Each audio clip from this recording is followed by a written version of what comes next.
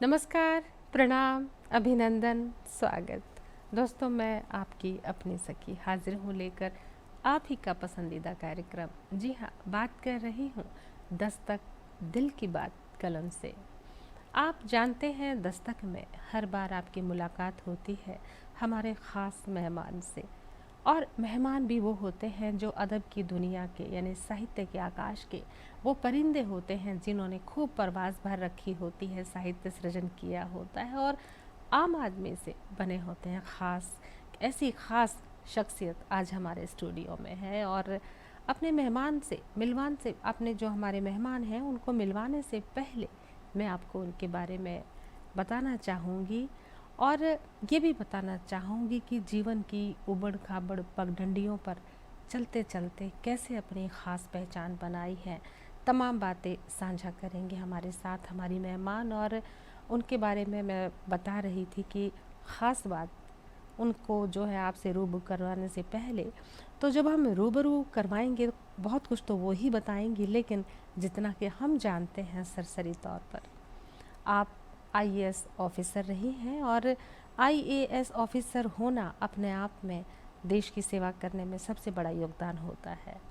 आप रियाद बहारा जो यूनिवर्सिटी है उसमें रजिस्ट्रार रही हैं और प्रशासनिक तो प्रशासन में आपने जो है एडमिनिस्ट्रेटर रही हैं चीफ। और इसके अलावा आपने साहित्य की बात करें तो 21 पुस्तकें आपकी मौलिक 21 पुस्तकें जो हैं प्रकाशित हैं और अनेकों संकलन जो हैं उनमें अनेकों जो संकलन है राष्ट्रीय स्तर के अंतर्राष्ट्रीय स्तर के उनमें आपकी रचनाएं समय समय पे प्रकाशित होती रहती है। और बात करें आपके रचनात्मक पहलुओं की तो जो विधाएं हैं आपके साहित्य की, आप जो हैं कहानी कहती हैं और कविताएं तो कहती ही हैं, लेकिन आप बाल साहित्य के साथ साथ शायरी भी करती हैं। और शौक़ की बात करें तो आपको मतलब पशु प्रेमी हैं, आप जानवरों से बहुत प्रेम करती हैं, संगीत का शौक़ है और साथ ही आप जो है नाटक में विशेष रुचि रखती हैं। रंगमंचों पर आपने समय समय पर अनेकों नाटक किए हैं। और रह गई बात अवार्ड्स की, तो आप सोचिए कि जिनकी 21 पुस्तकें हों तो उनके अवार्ड कितने होंगे। और अवार्ड की भी बात करें तो वो तमाम बड़े अवार्ड्स की मैं सबसे पहले मैं बात करूंगी। शिरोमणि अवार्ड है और साहनी राष्ट्रीय पुरस्कार है, साहित्य अकेडमी के अवार्ड है, भाषा विभाग के अवार्ड हैं। ये तो तमाम बड़े अवार्ड्स हो ही गए, लेकिन जिला स्तरीय, राज्य स्तरीय, क्षेत्रीय जो अवार्ड है उनकी गिनती करना तो बहुत मुश्किल काम है और समय का हमारे पास अभाव रहता है।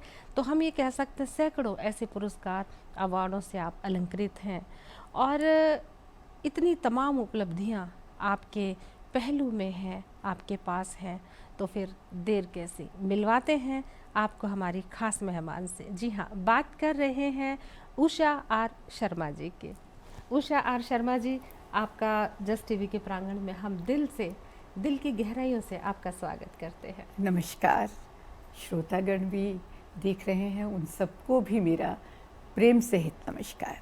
जी, और सबसे पहले तो उषा जी मैं एक बात कहना चाहूँगी कि मैं स्वयं बहुत ज़्यादा गौरवान्वित महसूस कर रही हूँ खुद को कि आप मेरे समक्ष बैठी हैं, नारी शक्ति की मिसाल हैं, काबिलियत की मिसाल हैं और किस तरह से एक स्त्री घर के क्षेत्र से लेके बाहर तक यानी प्रशासन अधिकारी जो है आप रही हैं, किस तरह से आपने दोनों क्षेत्रों में जो जम के अपनी पहचान बनाई है, काम किए हैं, हर चीज़ को संभाला है, तो हम जैसों के लिए भी एक मिसाल है। मतलब कि आपको जब हम देखते हैं तो हमें लगता है नहीं अभी हम थके नहीं हैं। उनको देखिए, आपको देखकर हमें शक्ति मिलती है।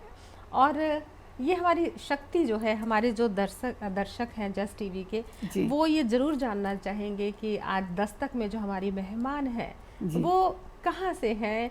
तो अपने बारे में, अपनी शिक्षा दीक्षा, अपनी पढ़ाई जहाँ पे आपने करी, कहाँ जन्म हुआ, फिर नौकरी कब शुरू करी, तमाम चीज़ों पर ज़रा सी बात कर लेते हैं।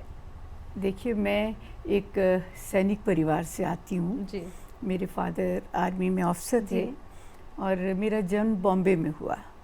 उस वक्त बॉम्बे कहते थे, अब तो मुंबई कहते हैं। तो वहाँ पर हुआ, फिर मैं गुजरात में रही, पर मेरा जो पालन पोषण ज़्यादा हुआ वो उत्तर प्रदेश में, फैज़ाबाद, जो अयोध्या से बिल्कुल साथ लगता है जी।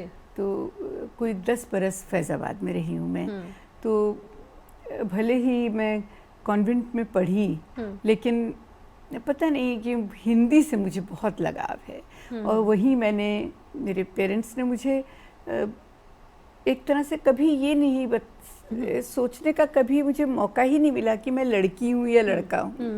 मुझे ऐसे पाला जैसे मेरे भाइयों को पालते थे। मैं सबसे बड़ी थी जी। उसके बाद हम 5 भाई बहन थे जी। आप सबसे बड़े थे? मैं सबसे बड़ी थी जी। मेरे से 1 साल छोटा मेरा एक भाई, फिर 1 साल छोटी मेरी बहन, उसके बाद 2 साल छोटा एक भाई और एक जब 5 बहन भाई थे तो मुझे लगता है जो सबसे बड़ा बहन हो या भाई, वो कहीं ना कहीं उसके ऊपर भी एक मानसिक रूप से जिम्मेदारी आ जाती है। ओहो, आप कह रही हैं कि थोड़ी सी जिम्मेदारी नहीं। मुझे लगता था सारी जिम्मेदारी ही मेरे ऊपर थी, क्योंकि जब भी कोई भी गलत काम करता था तो डांट मुझे ही पड़ती थी कि तुम इनको संभालती नहीं, तुम बड़ी हो, तुमने ध्यान नहीं दिया। हालांकि मैं अपने सब भाई बहनों में सबसे शरीफ थी जी। मैं कभी शरारत नहीं करती थी और एक अच्छी बच्ची थी। लेकिन फिर भी बच्चे तो बच्चे ही होते हैं कि कभी कोई वक्त पे सो नहीं रहा है, कुछ उधम मचा रहा है कुछ, तो हमेशा मुझे ही डांट पड़ती थी कि इनको देखा क्यों नहीं तुमने। जबकि उन दिनों तो फैसिलिटीज़ बहुत होती थी, वो ज़माने अच्छे थे। आप तो बहुत छोटी हैं हमसे। मैं उस वक्त की बात कर रही हूँ जब सर्वेंट्स की प्रॉब्लम नहीं होती थी, जब आर्मी में भी फैसिलिटीज़ कोई कम नहीं होती थी, तो घर में काफ़ी रौनक रहती थी देखने वालों की भी। और हम लोगों को मेरे पापा ने क्या क्या फैसिलिटीज़ नहीं दी। हॉर्स राइडिंग सिखाई, स्विमिंग के लिए हम रोज़ जाते थे, डांस सिखाया, मैंने कथक भी सीखा वहाँ यूपी, क्योंकि यूपी था वहाँ पे जो चीज़ें चलती हैं, जो माहौल जैसा होता है बनारस के आसपास ना, तो वो चीज़ें वो सब कुछ सीखा। और मुझे कभी, मैं लड़कों की तरह बैडमिंटन खेलती थी, क्रिकेट खेलती थी, तो मैं तो एक तरह से बिल्कुल, मैं टॉम बॉय तो नहीं कहूँगी, मैं टॉम बॉय जैसी तो नहीं थी। मैं एक बड़ी शालीन लड़की रही सारी उम्र, जबकि जो हरकतें आप कह सकती हैं कि कुछ टॉम बॉयश हो जाती हैं, क्योंकि एक तो भाइयों के साथ रहना और एक जब आपको भाइयों के बराबर ही समझा जाता है और उन्हीं की तरह मौके मिलते हैं तो आप थोड़ा सा तो वैसे हो ही जाते हैं। दब्बूपन नहीं था, है ना, लेकिन हाँ, दब्बूपन नहीं था, लेकिन मैं दबंग नहीं थी कभी भी। दब्बूपन नहीं था पर दबंग नहीं थी। मैं अच्छी लड़की थी, कहना मानती थी, पढ़ती लिखती थी, जो सिलाई कढ़ाई बुनाई जो मामा ने कहा मैंने सब कुछ सीखा, और जो आज मुझे पे कर रहा है सब।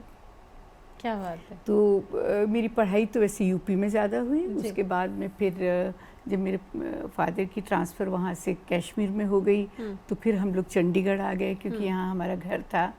तो यहाँ मैंने अपनी फाइनल स्कूलिंग करके फिर मैंने उनकी ट्रांसफ़र जालंधर हो गई। फिर मैंने बीएससी वहाँ से की। आपको एक बात बताना चाहूँगी कि मैं जब बीएससी कर रही थी, वैसे मुझे तो मेडिकल करना था, क्योंकि हमारे टाइम में एवेन्यूज़ बहुत थोड़े होते थे। जो बहुत ब्राइट बच्चे होते थे उनको या डॉक्टर बनाते थे पेरेंट्स, या इंजीनियर बना देते थे। जो मैथमेटिक्स में अच्छे थे या कुछ जो नॉर्मल होते थे उनको कहते थे फिर जो मर्जी पढ़ लो तुम। अच्छा। You know, it was like that. मैं समझ गई। तो हाँ, तो मैंने भी साइंस पढ़ी कि चलो मेडिकल करूँगी। अच्छा। पर अनफॉर्चुनेटली जब मैंने प्री मेडिकल किया तो मेरी एज ही नहीं थी कि मैं मेडिकल कॉलेज में जा सकती थी। मैं छोटी थी जी। और इस विषय को हम और भी आगे बढ़ाएंगे, क्योंकि ये सिर्फ आपकी तकलीफ नहीं है, हमारे दर्शकों में से जरूर ऐसे बैठे होंगे जो देख रहे हैं, उनका भी दिल का दर्द होगा। हाँ, और बहुत सारी हम इस पे बातें करेंगे। तो उषा जी, आप बता रहे थे कि आप चाह रहे थे कि मेडिकल लें, और लेकिन उन दिनों ये था कि सही कहा आपने कि जो बहुत ओवर इंटेलिजेंट होते थे बच्चे वो इंजीनियरिंग या मेडिकल करते थे। दूसरे तो कुछ भी कर सकते थे। दूसरों के लिए कहते थे कि आर्ट्स में डाल जो मर्जी कर दो, आर्ट्स में डाल दो। मैं इसलिए नहीं कह रही थी इतना कि कई बार वो आर्ट्स वाले बुरा ना माने इस बात को। तो नहीं, लेकिन बात सही थी वैसे ये। तो मैंने फिर बीएससी कर ली। बीएससी के बाद अच्छा, सिंप्लिसिटी उस ज़माने की कुछ ऐसी थी कि मुझे ये भी नहीं पता था कि बीएससी के बाद एडमिशन लेनी पड़ती है एमएससी वगैरह में। अच्छा, ये नहीं पता था। मैंने सोचा मैं जैसे कॉलेज में जाते हैं बीएससी में एडमिशन मिलती है, वैसे ही मैं यूनिवर्सिटी जाऊंगी तो एमएससी में एडमिशन मिल जाएगी। जब मैं चंडीगढ़ आई तो तब पापा की ट्रांसफ़र कहीं और हो गई, नॉर्थ ईस्ट में हो गई, तो हम लोग चंडीगढ़ आ गए, हमारे यहाँ घर था। तो मैं यूनिवर्सिटी गई तो वो कहते कि बेटे एडमिशन्स आर ओवर। मैंने कहा मैं क्या करूँ? फिर मैंने कुरुक्षेत्र यूनिवर्सिटी में भी एडमिशन बचती थी, मैंने वहाँ फॉर्म भरा, तो वहाँ मुझे एडमिशन मिल गई। मैं 2 दिन गई वहाँ, पर मुझे कुछ समझ में ही नहीं आ रहा था, वहाँ का माहौल ही नहीं समझ में आया। मैं वापस आ गई। जब वीकेंड पे आई तो मैंने कहा मैं नहीं वहाँ जाऊँगी, मैं तो चंडीगढ़ में ही पढ़ूँगी। तो पापा कहने लगे कि भाई तुम ढूंढो, जाओ यूनिवर्सिटी में। अब मुझे तो मालूम नहीं है कुछ भी। उनकी पोस्टिंग तब फिर कश्मीर में थी। तो मैं घर से गई तो मेरे कज़न थे, वो फ़िलॉसफी में पढ़ते थे। तो मैं उनके पास गई तो कहते गुड़िया तू फ़िलॉसफी कर ले। मैंने कहा हाँ। फिर साइंस थी ना, तो मेरे को उन्होंने कहा एंथ्रोपोलॉजी कर लो। वहाँ भी मैंने 2 दिन पढ़ाई की। मुझे वो सब्जेक्ट भी कुछ समझ में ही नहीं आया, एंथ्रोपोलॉजी क्या होती है। मैंने कहा ये कोई पढ़ने वाला सब्जेक्ट, मैं नहीं पढ़ सकती। फिर मुझे कहते तू फिर फ़िलॉसफी कर ले। और आप देखिए कि मैंने फ़िलॉसफी की, एमए फर्स्ट डिवीज़न ली, फिर मैंने स्कॉलरशिप लिया, पीएचडी करनी शुरू की। लेकिन हाँ, इस बीच मैंने बीएड भी कर ली, क्योंकि 1 साल एडमिशन्स कहीं नहीं हो रही थी मेरी, तो मैंने बीएड भी कर ली इतनी देर में। तो but and I was a very young girl, मतलब जैसे फ्रॉक्स पहन के बीएड करने जाती थी टाइप ना, उस टाइप की थी। तो मुझे, लेकिन जाती थी, अपने की बड़े अच्छी फर्स्ट डिवीज़न लेके वो भी की। उसके बाद में फिर मैंने सोचा कि अब क्या किया जाए, वो भी हो गई। इस बीच मैंने, मेरे कज़न थे, मेरे हस्बैंड के कज़न, वो भी मेरे सीनियर थे। अच्छा। तो उन्होंने बैंक का एग्ज़ाम दे दिया। तो मुझे एक दिन कहने लगे कि मैं बैंक का एग्ज़ाम है तो तू भी भर दे फॉर्म। मैंने कहा अच्छा ठीक है, मैं भी भरती हूँ। मैंने भी भर दिया फॉर्म।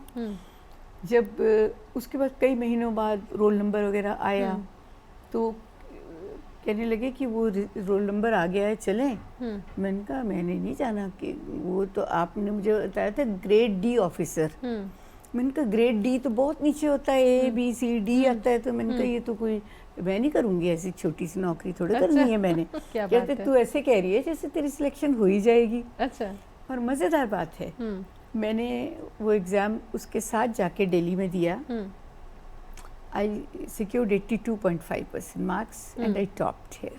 क्या बात है। पूरे नॉर्दर्न इंडिया से मैं अकेली लड़की सिलेक्ट हुई थी। क्या बात है। बैंक में, यूको बैंक था जी।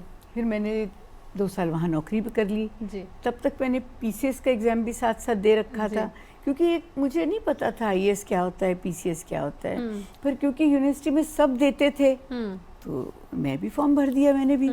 जब वो रिज़ल्ट आया तो मैं पास हो गई।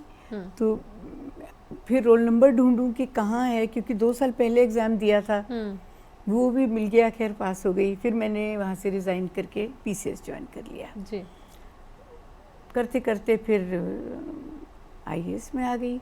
लेकिन अगर मेरी कहीं प्लानिंग पहले होती थी कि आईएएस ही करनी है तो शायद मैं शुरू से ही आईएएस के लिए तैयारी करती। तो कई बार, मतलब आई वुड नॉट से कि bad planning but unplanned career. लेकिन ये है कि मुझे कभी तकलीफ नहीं हुई इस बात की। I enjoyed my service like anything. IAS बने थे? आईएएस में 90 में बनी। 90 में बने। 79 में मैं पीसीएस बनी थी। क्या उम्र थी आपकी जब प्रशासन 90 में? हाँ। उम्र तो मुझे अब याद ही नहीं रहती है। उम्र तो अब मैं तो भूल भी गई हूँ कि मैं आईएएस थी भी कभी। हाँ, नहीं, मैं भूल चुकी हूँ। अब भूल। और एक चीज़ बताऊँ आपको? हम कैसे भूल सकते हैं? नहीं, मैं आपको इस पे एक कविता सुनाती हूँ। अच्छा जी। हाँ जी, सुनाती हूँ। स्वागत है। क्या बात है। 21 पुस्तकें हैं आपकी हमारे समक्ष। हर चीज़ पे कुछ ना कुछ लिखा होता है ना। 21 किताबें जिनके सामने हैं, हम हर किताब पर आज बात करेंगे। हाँ, मैं आपको अपनी इस किताब पे कुछ सुनाती हूँ इसी बात पे। जी जी। हम तो बेताब हैं आपको अभी सुनने मेरा के लिए। जन्मदिन अभी निकला ही है। अच्छा जी। तो इसका शीर्षक ही है जन्मदिन। जी, हम आपसे ये बिल्कुल नहीं पूछेंगे कि नहीं, आपकी उम्र क्या है। आप समझ जाएंगी। अच्छा क्या है। महिलाओं से उम्र नहीं पूछनी चाहिए। व्यक्ति के जीवन में जन्मदिन का तो एक विशेष स्थान सदा रहता ही है, परंतु इसका महत्व उम्र के साथ साथ बढ़ता घटता रहता है। बचपन में जन्मदिन कितना महत्वपूर्ण होता है उस सब के लिए। हफ्तों पहले से हो जाती हैं शुरू सब तैयारियां, पूरा खुशी का माहौल तथा पूरी गहमा गहमी बनी रहती है। फिर आने लगते हैं बच्चों के अंतरंग मित्र, कटता है बढ़िया सा बच्चे का पसंदीदा केक, तोहफे तथा रिटर्न गिफ्ट्स का दौर चलता है, खुशियाँ होती हैं। वह समय भी आता है जब जन्मदिन केवल औपचारिकता मात्र बनकर ही रह जाता है। घर के सदस्य ही बनते हैं मेहमान, केक कटता है और मना लिया जाता है साधारण सा जन्मदिन। जी। जीवन में एक समय ऐसा भी आता है जब जन्मदिन से ही डर लगने लगता है। उम्र बढ़ने का नहीं, वास्तव में उम्र घटने का परिचायक बन जाता है। ऐसे में कोई ना ही दिलाए याद जन्मदिन की, तभी अच्छा लगता है। क्या बात है। जन्मदिन की तो अब याद, कहते हैं ना कि भूल चुके हैं कि जन्मदिन कब आता है कब जाता है। अब तो हम लोग हर पल को अपने तरीके से एंजॉय करना चाहते हैं। कि एक खास बात ये भी रहती है कि बच्चों का जन्मदिन होता है तो माँ, खास तौर से माँ बच्चों का तो करते ही हैं। जब अपना होता है ना, हम अपना भूल जाते हैं। बिल्कुल अपने लिए तैयारियां करने को मन नहीं करता। यूँ लगता है कि क्या तैयारी करनी, खुद है ना, ऐसा लगता है। बच्चे ही कर लेते हैं जो करना है थोड़ा बहुत। लेकिन वो समय भी आता है कि एक समय आता है कि हम बच्चों के जन्मदिन की तैयारियां करते हैं। फिर एक वो समय भी आता है कि बच्चे तैयारियां करते हैं, लेकिन खुद विशेषतः कुछ नहीं करते हम अपने लिए करते हैं, क्योंकि जो हमारी शरारतें, मित्र मंडली, वो युवा अवस्था का दौर और वो निकल चुका होता है, तो उत्साह कम हो जाता है अपने जन्मदिन के प्रति। हमें ये शायद आप ये इस कविता जो आपने सुनाई है, इसमें ये सारांश है कि लास्ट में हमें ये एहसास होने लगता है कि उम्र फिसल रही है। हाँ, क्योंकि वो एक्चुअली परिचायक बन जाता है उम्र घटने का। कि अब आपके पास समय कम होता जा रहा है, इसलिए पिछला जो है उसको एंजॉय करो। सही बात है। जो किया है, अच्छा किया है, उसको भी खुशी से देखो। बुरा किया है तो उसका पश्चाताप भी जरूरी है। अब तो ये फूंक मारने की परंपरा भी खत्म होती जा रही है ना। अब तो एक जोत जलाते हैं जन्मदिन पे और उस जोत को बुझाया नहीं जाता। आजकल कुछ इस तरह से हमारे जो सांस्कृतिक तरीके से और अपना जो बदलते जा रहे हैं। हाँ, भारतीय जो संस्कृति है और उसकी ओर लौट रहे हैं हम लोग। बच्चे भी समझ रहे हैं अब इन चीजों को। बच्चे समझने लगे हैं। बिल्कुल फेक सा लगता है ना, सब फेक लगता है। Very true. और उषा जी, इतनी तमाम किताबें हैं, जी चाहता है हर किताब की मुँह दिखाई, इस किताब की मुँह दिखाई करें। और लेकिन मैं ये सोच रही हूँ कि ये जो किताबों का जो तरतीब से हमने जचा रखी हैं जी, इनके शीर्षक ही इतने खूबसूरत हैं और साहित्यकार के समक्ष, उनके समक्ष बैठकर और उन इतनी सारी पुस्तकें जब समक्ष हों तो फिर ये फ़ायदा तो हम उठाएंगे। तो किताबों की परत दर पर खोलते हैं।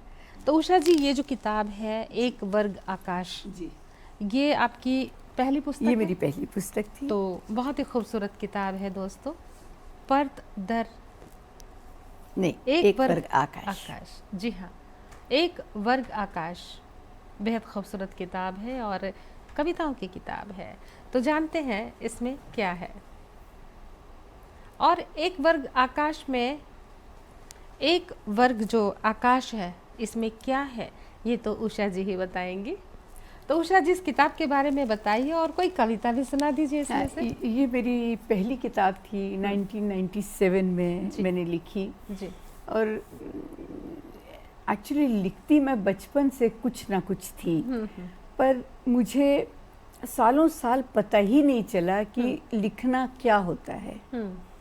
मुझे नहीं पता था कि वो उसको कविता कहना चाहिए, उसको कहानी कहना चाहिए, उसको जैसे एक ऑर्गेनाइज्ड राइटिंग होती है वो मैं नहीं करती थी। लेकिन कुछ ना कुछ लिखती रहती थी, कभी किताबों में रख देती थी, कभी दराज में रख देती थी, कभी ऐसे। जो सबसे पहले मैंने स्कूल में इंडो पाक वॉर के टाइम मैंने एक प्ले स्किट लिखा था के आसपास। हाँ 71। हाँ मैंने स्किट लिखा है वो इंग्लिश में। पहले मैंने इंग्लिश में शुरू किया क्योंकि अंग्रेजी स्कूल में पढ़ी थी तो ज़्यादा अंग्रेजी दिमाग पे चढ़ी रहती थी, तो मैंने इंग्लिश में लिखा। लेकिन फिर वो हिंदी का प्यार जाग उठता था, फिर हिंदी में शुरू कर देती थी। तो मैंने फिर एक बार मैं भारत दर्शन पे जब गई ना, तो वहाँ पर हमारे एकेडमी में काफ़ी स्टेट से ऑफिसर्स आए होते हैं। लेक्चर थोड़ा बोरिंग था एक दिन चल रहा, तो मैं बैठी अपना कुछ लिखने लग गई।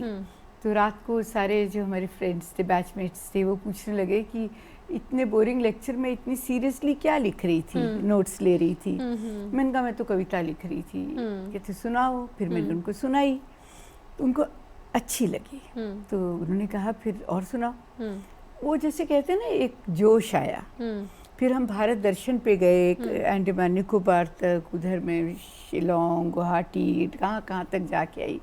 तो जब मैं वापस लौटी वहाँ से, तो मेरे पास 16 कविताएं थी। फिर मैंने आके अपनी अलमारियाँ दराज सब खोले, वो सब निकाली, उनको ठीक किया, सबको इकट्ठा किया जी। तो एक दिन मैं उन दिनों ना प्रेस कॉन्फ्रेंस होती थी, इलेक्शन डेज आ रहे थे। ये मैं 96 की बात कर रही हूँ। इलेक्शन डेज थे तो रोज़ प्रेस कॉन्फ्रेंस होती थी। तो उसमें हमारे PRO थे मिस्टर प्रेम विज। अच्छा। तो वो उनको पता था कि मैं थोड़ा बहुत ऐसी लिखती हूँ। और वहाँ पे सिद्धू दमदमी थे, एक बड़े, वो भी पत्रकार अच्छे थे। तो उन्होंने ना, वो जब बाद में प्रेस कॉन्फ्रेंस के बाद कमरे में आए, थोड़ी मैं गुस्से में थी उस दिन। तो मैंने उनको कहा सिद्धू साहब कविता सुन के जाना, आज मैंने लिखी है। तो मैंने वो गुस्से वाली कविता सुनाई कि नाखून बढ़ा लो और ये करके है आपके पास नहीं, इसमें नहीं है। इसमें नहीं हो। तो मतलब कहने का कुछ इस तरह की गुस्से वाली। तो वो कहने लगे अच्छा आप लिखते, आप तो अच्छा लिखते हो। फिर मुझे विज साहब ने कहा कि आप दिखाइए क्या लिखते हैं। तो मैं अपनी सारी वो लेके आई, मैन्युस्क्रिप्ट सारा पुलिंदा जो रखा था।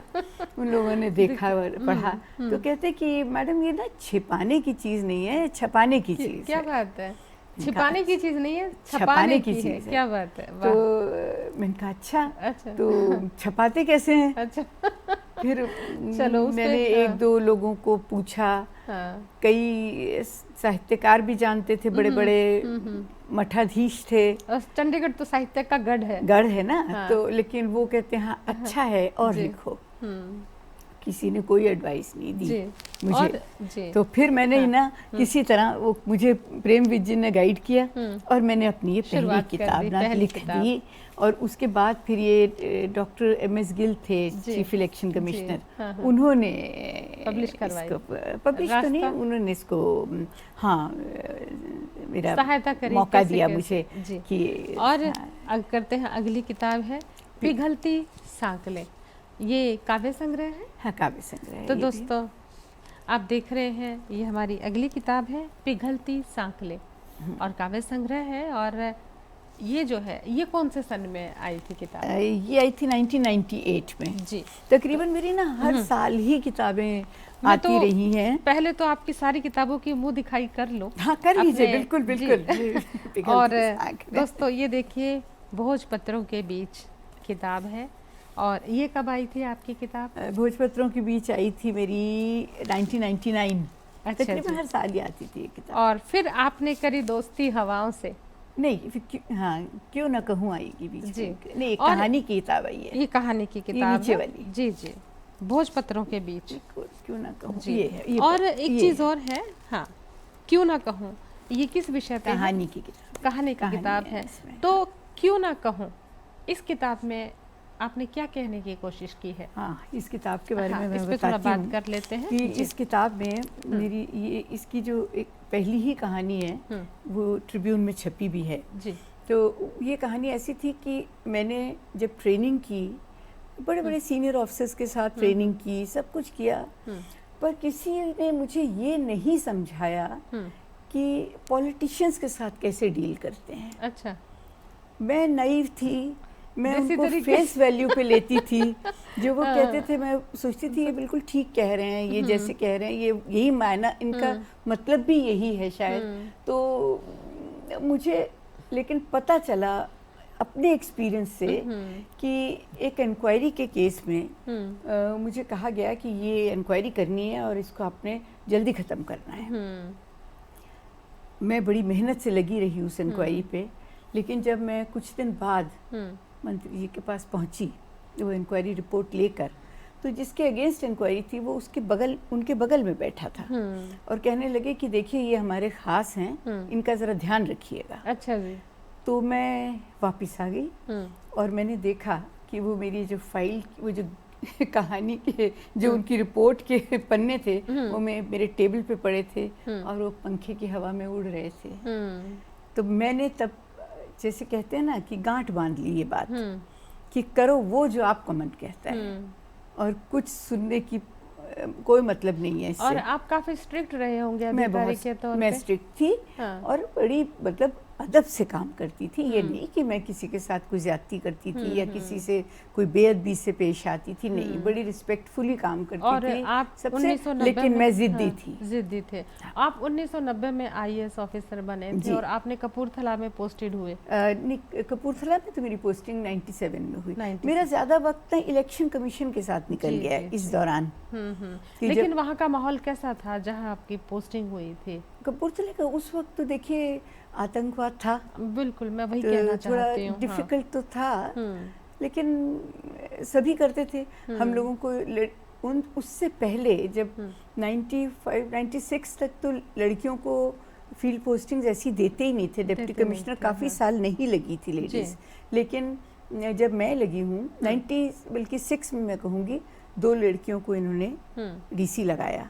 मैं क्योंकि इलेक्शन करवा रही थी तो मैं नहीं लग सकी उस वक्त। मुझे फिर 97 में जैसे वो इलेक्शन ख़त्म हुए उसके बाद फिर मुझे भी मैं वहाँ लगी उसमें।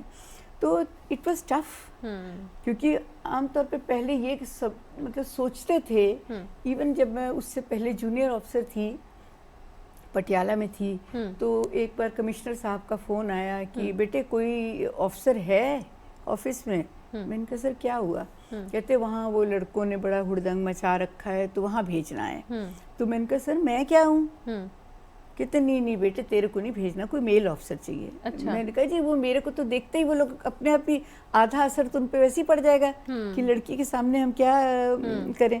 तो मेरा मतलब कहने का कि प्रोटेक्टिव होते थे ऑफिसर्स। क्या बात, लड़कियों को ज्यादा एक्सपोज नहीं करते, फील्ड में नहीं भेजते थे, फील्ड में कम भेजते थे। और उसके बाद सिलसिला शुरू हो गया। उषा जी, आपने अपने बारे में तमाम जानकारी दी कि आपके जो फादर साहब थे वो आर्मी में ऑफिसर थे और भारत के विभिन्न राज्यों में आपकी शिक्षा दीक्षा और उसके बाद फिर नौकरी, फिर आप IAS अधिकारी, उसके बाद रियाद बहरा में भी आप रजिस्ट्रार रहे। उसके रिटायरमेंट के बाद आपने अनेक अपनी सेवाएं दी है जगह पे। उसके अलावा आपके पास 21 पुस्तकें हैं। हर किताब पे बात करना भी मुमकिन नहीं हमसे, लेकिन हम समझ सकते हैं इसमें कितना कुछ होगा। अनेकों संकलनों में राष्ट्रीय स्तर के, अंतर्राष्ट्रीय स्तर की पत्र पत्रिकाओं में प्रकाशित होता रहा होगा समय समय पे।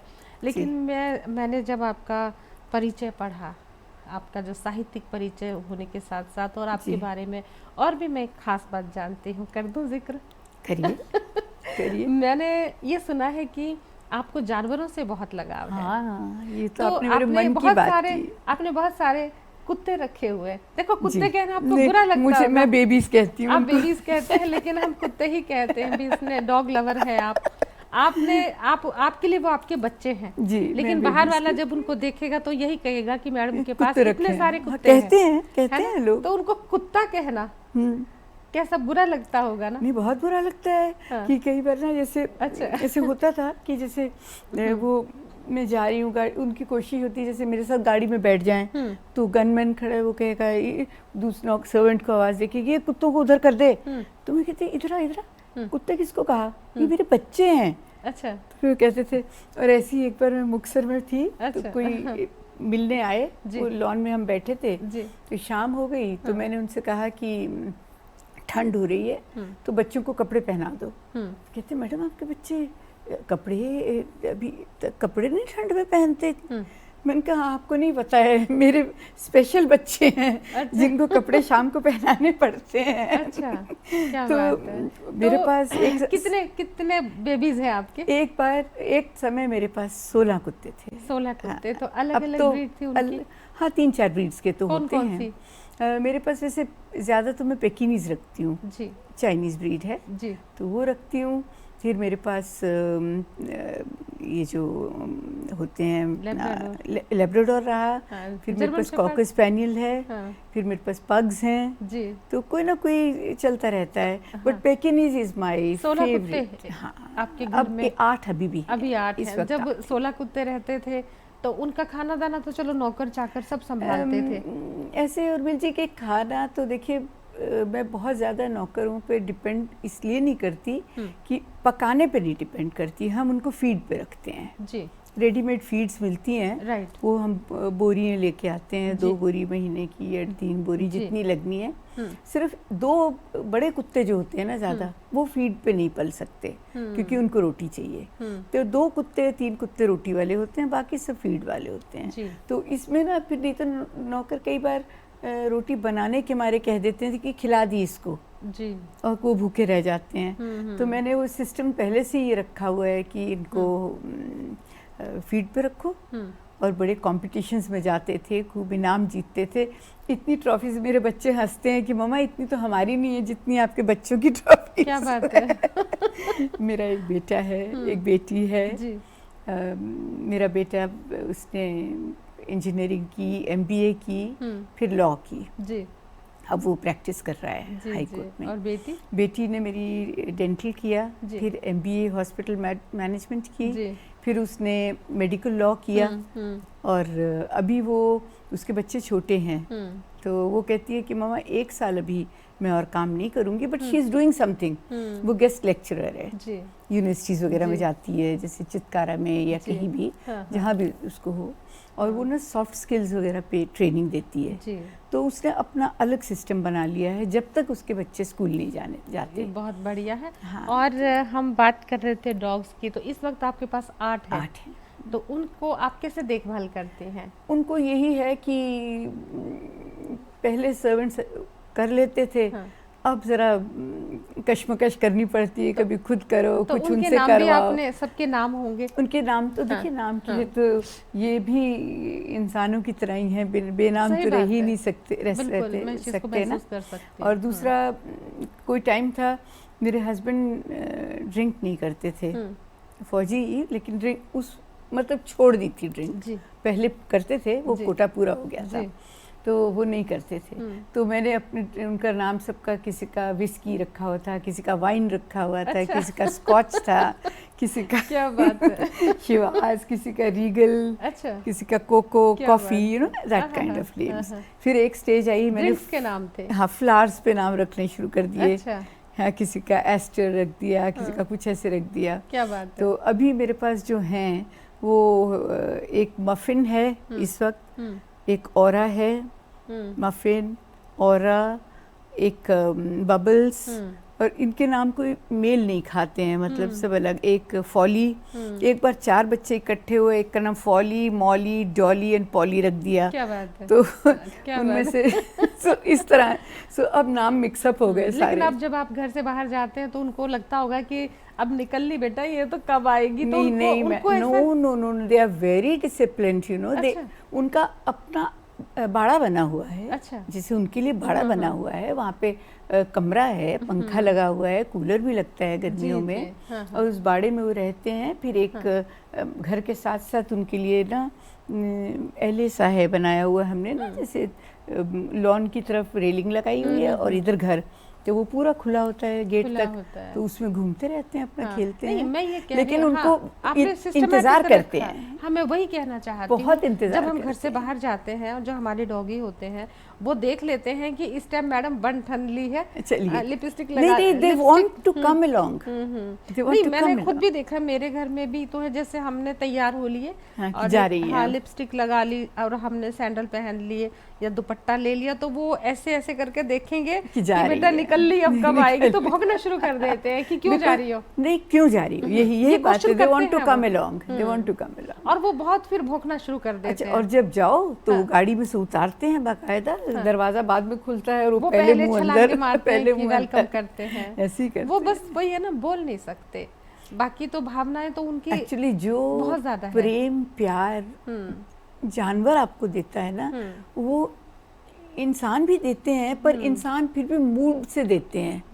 ये जो है ये अनक्वेश्चन्ड लव है, इनको आपसे कुछ नहीं चाहिए। बहुत पहले आप इनको खाना भी भूल भी जाते हो देना, तब भी ये आपसे शिकायत नहीं करते। मुझे याद आता है, हाँ। ये बहुत पहले मैंने एक कहानी लिखी थी, और उसमें मेरा जो कहानी ऐसी होती है कि जो बेटा और पिता है वो अब्रॉड चले जाते हैं, तो उसकी जो वाइफ है वो वहीं पे होती है, साथ में जर्मन शेफर्ड होता है जी। और वो वहाँ पे नौकरी करते हैं, पैसा भेजते रहते हैं, और उसके घर का नाम शर्मा हाउस होता है, लेकिन वो कुत्ते के साथ रहती है। जब खांसी बुखार जुकाम कुछ भी होता है तो वो जो कुत्ता होता है वो उठ खड़ा होता है, तो वो कहती है असली बेटा तो ये है रिस्पॉन्सिबल जो, तो वो ना इतनी परेशान हो जाती है उन रिश्तों से कि पति भी वहीं लगभग ज्यादातर विदेश में, बेटा भी कनाडा, तो वो अपने घर का, उस कुत्ते का नाम चितकबरा होता है, वो ब्लैक एंड व्हाइट होता है, वो अपने घर का नाम बदल देती है, अपने पति के नाम की तख्ती हटाती है और अपने चौक से, अलमारी से चौक उठाती उसका है, नाम लिख देती है चितकबरा हाउस।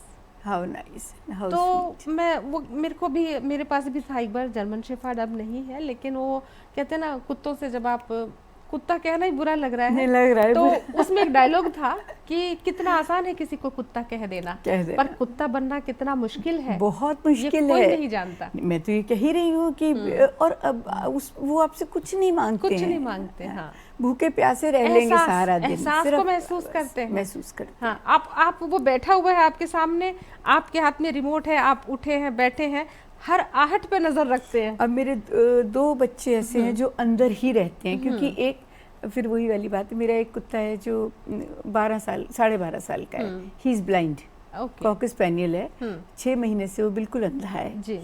वो मेरे राइट फुट के साथ बैठता है, और जो मफिन है वो मेरे लेफ्ट फुट के साथ बैठता है।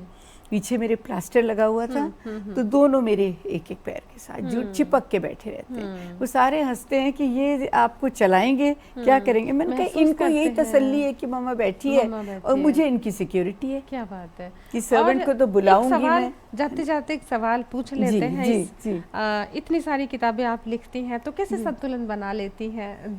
थोड़ा सा 2 पंक्तियों में बता दीजिए। संतुलन? हाँ, किस चीज में? लेखन के साथ साथ, और जो आपका जो घर का है, लेखन है, और साथ में आपने नौकरी भी करी है इतनी दमदार, तो कैसे आपने संतुलन बनाया? हाँ, ये एक बहुत महत्वपूर्ण सवाल है अगर देखा जाए। देखिए, मेरे हस्बैंड को तो लेखन के बारे में ज़्यादा पता नहीं है। उनको तो अगर कोई कविता सुना दूं तो वो मुझे पूछेंगे नहीं इसका क्या मतलब है। मैं कहती ये मतलब ना मेरे से पूछो। कविता तो खुद ही मतलब है। हाँ। लेकिन हाँ, मेरे दोनों बच्चे जो हैं वो अप्रिशिएट करते हैं। क्या बात है। अब मेरे बेटे ने भी अभी एक किताब लिखी है, जी जी, उलझनों के पार। जी, वो असर तो आएगा ही। हाँ, और जी उसने लिखी, मैं उसकी हेल्प करती हूँ थोड़ी बहुत, क्योंकि उसको वही वाली बात की अंग्रेजी में लिखना, स्क्रिप्ट उसकी अंग्रेजी होगी, लिखी हिंदी में होगी, तो फिर उसको हिंदी में लिखो। फिर उसको सारा करके फिर मैंने उसको कहा कि तू बेटे इतनी लिख ले कि मैं डोंट वेस्ट योर वर्ड्स। मैं अपने शब्द ना बर्बाद नहीं करती। बहुत करती थी पहले। वो चीज आपके साथ साथ आपके बच्चों में भी आ रही है। और मैं तो सोच रही हूँ कि मैं तो आपको जो है आपको समक्ष बैठे हुए देख रही हूँ, और मेरे लिए तो प्रेरणा है आप। और बहुत कुछ आपसे अगली बार सुनेंगे, बहुत कुछ अनकहा रह गया, अनसुना रह गया, क्योंकि इतना कुछ था कम समय में क्या क्या सुनते। लेकिन आपसे जाना, आपका जो है पशु प्रेम है, आपका जानवरों से प्रेम है, ये प्रेरणा है दोस्तों। और आप सभी ने सुनी बातें कि कुत्ते को आसान है कुत्ता कहना, कुत्ता बनना बहुत मुश्किल काम है। और कुत्तों को समझना, कुत्ते की भावना, एहसास को समझना वही जान सकता है जिन्होंने अपने घर में डॉग्स को रखा हुआ है। तो दोस्तों, आज आपकी मुलाकात हुई उषा आर शर्मा जी से, जाना बहुत कुछ उनके जीवन के बारे में, उनकी दिनचर्या के बारे में, और उनका जो है डॉग लव। और हमारे दर्शकों को भी आज लगा होगा कि कुछ दिल की बात हुई है। जिनके पास डॉग्स हैं उन्होंने देखा होगा आज जो है किस तरह से अपना प्रेम जताया, और साहित्य की तो बात ही क्या। और दोस्तों, हर बार आपकी मुलाकात होती है तो जल्द तैयार रही अगली मुलाकात के लिए। एक और मेहमान लेकर जल्द हाजिर हो जाऊंगी। लेकिन किसी भी इन्फो के लिए इन्फो करें info@justbroadcasting.com पर। और अब मुझे और उषा जी को, यानी हम दोनों को दीजिए अनुमति। प्रणाम।